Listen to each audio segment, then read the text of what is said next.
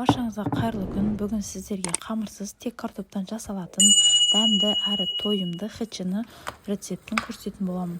Ол үшін бізге ең алдымен 5-6 картопты тұзды суға жақсылап езілгенше қайнатып аламыз.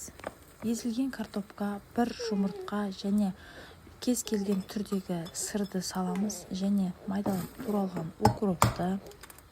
Ең соңында ұнды салып, жақсылап қамыр илейміз.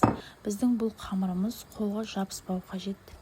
Дайын болған массаны 8 бөлікке бөлемін және әрқайсысын жақсылап ұнды қосып, жұқа етіп жайып аламыз.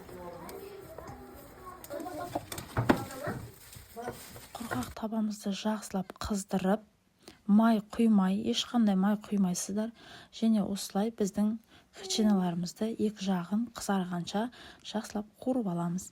Дайын болғанда кәдімгі сары маймен екі жағын жақсылап жағып шығасыз.